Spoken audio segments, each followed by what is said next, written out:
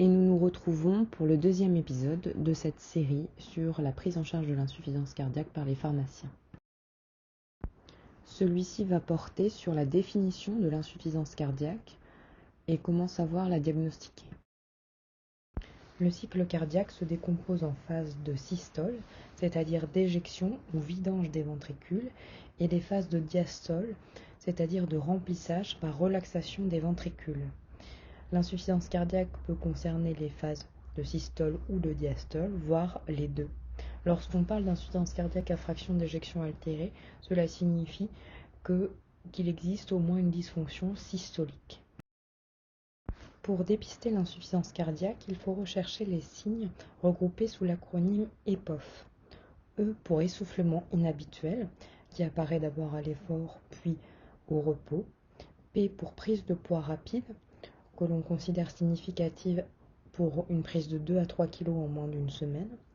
O pour œdème, surtout au niveau des pieds, des chevilles, mais parfois aussi des mains et des lombes. Et F pour fatigue excessive. Il y a également d'autres signes qui peuvent faire suggérer une insuffisance cardiaque, telle qu'une perte d'appétit, une perte de poids en cas d'insuffisance cardiaque très avancée, une orthopnée, c'est-à-dire la nécessité de dormir en position semi-assise. C'est pourquoi il ne faut pas hésiter à demander aux patients s'ils dorment au fauteuil ou s'ils ont besoin de dormir avec plusieurs oreillers sous la tête, et la toux nocturne. En présence d'un de ces signes, il faudra rechercher les autres signes de l'acronyme EPOF afin de préciser le diagnostic. Le diagnostic d'insuffisance cardiaque doit être particulièrement suspecté en présence d'un ou plusieurs signes de l'acronyme EPOF et en particulier chez les patients à risque, que sont les patients âgés de plus de 60 ans, qui seraient porteurs d'une insuffisance cardiaque connue ou d'une maladie cardiovasculaire à risque de développer de l'insuffisance cardiaque, à savoir une coronaropathie, une valvulopathie, de l'hypertension artérielle, un trouble du rythme, ou encore d'une maladie non cardiovasculaire à risque de développer de l'insuffisance cardiaque, telle que le diabète, une pathologie respiratoire ou une insuffisance rénale chronique, sachant que la plupart des patients insuffisants cardiaques présentent au moins 2 comorbidités associées.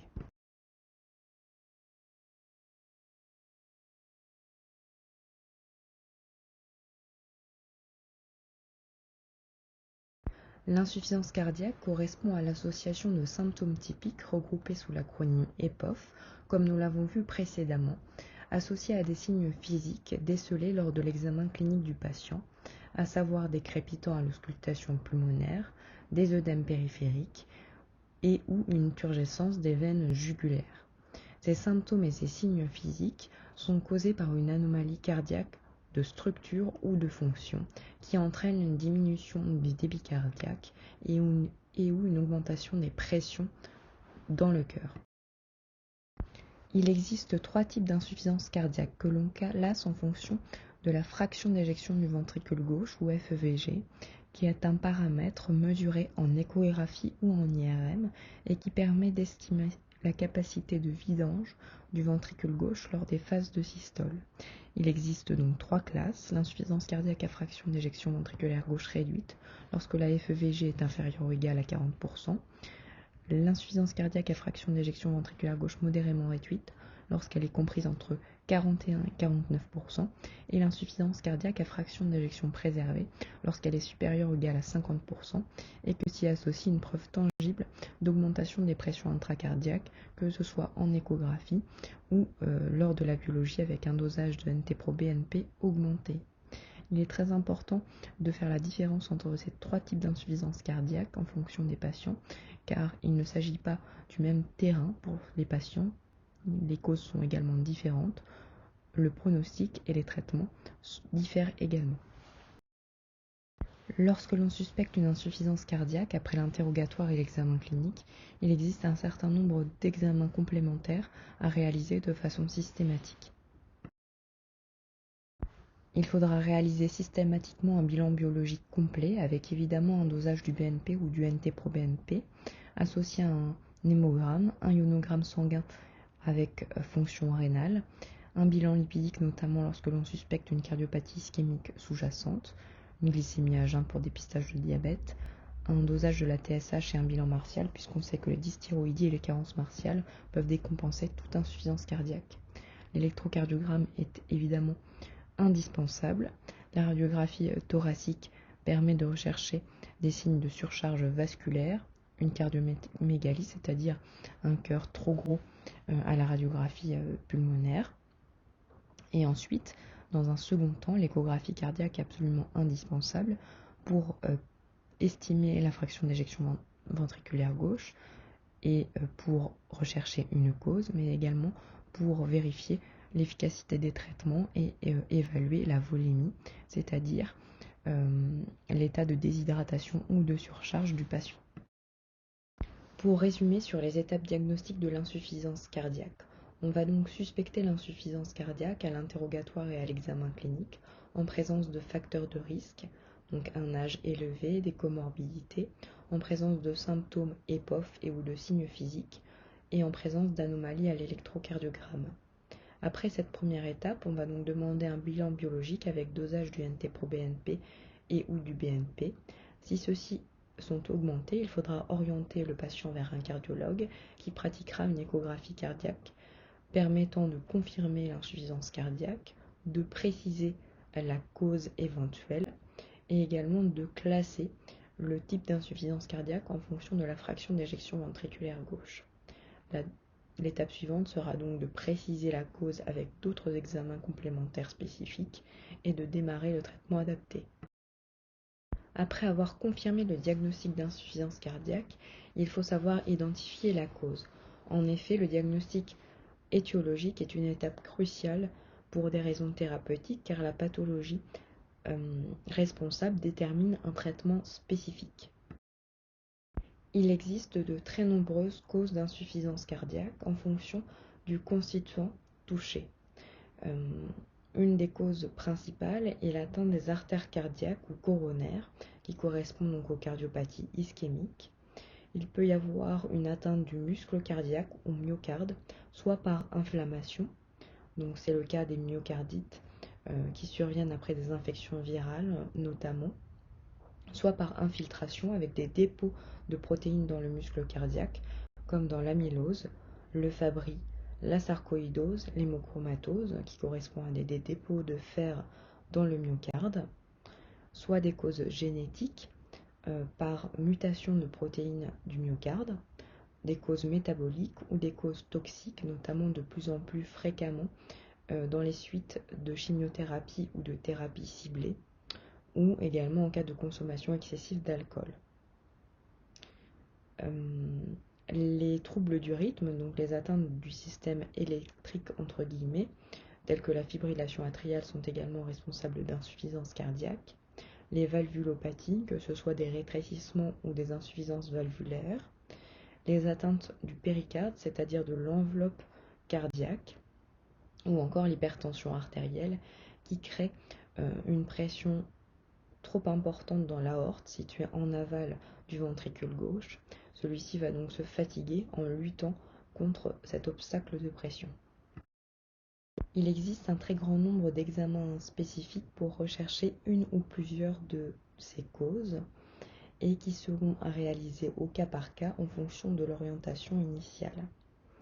On a par exemple la coronarographie qui est un examen qui permet d'étudier les artères du cœur pour rechercher des rétrécissements ou des occlusions de celles-ci en faveur d'une cardiopathie ischémique.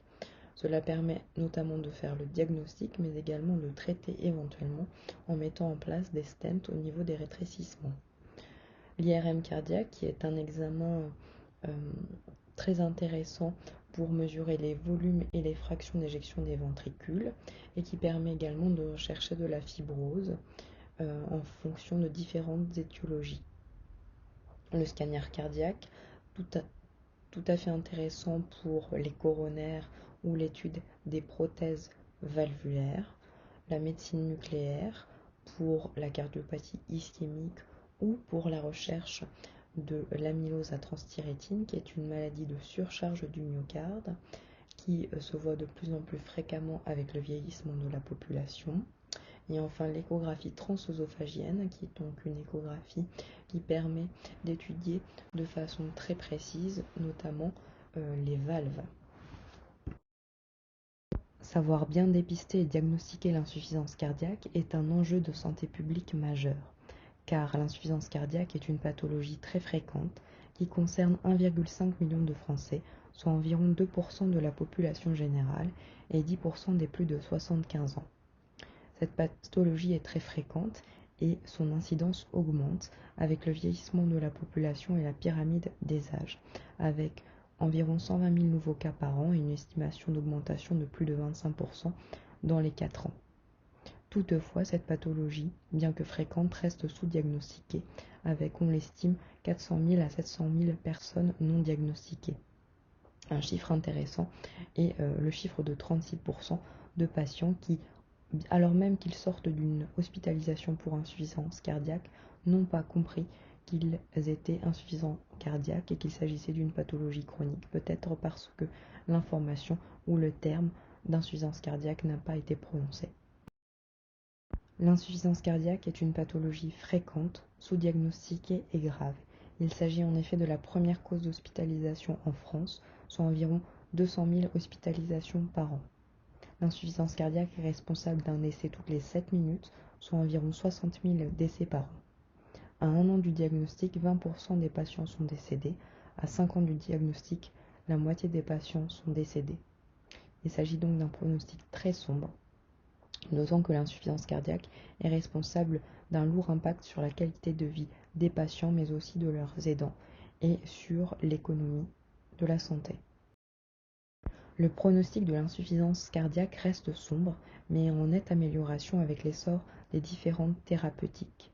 Les patients insuffisants cardiaques nécessitent une prise en charge complète, à la fois par un traitement médicamenteux, éventuellement par un traitement électrique, avec ablation de troubles du rythme, mise en place d'un défibrillateur avec ou sans resynchronisation cardiaque, dans certains cas évolués, spécifiques, la nécessité de recourir à une assistance cardiaque ou à une transplantation cardiaque, et dans tous les cas, la nécessité d'une prise en charge globale avec réadaptation cardiovasculaire, prise en charge nutritionnelle, psychologique et prise en charge des comorbidités. Nous aborderons tous ces points dans le prochain épisode. Voici nos sources bibliographiques si vous voulez en savoir plus sur le sujet.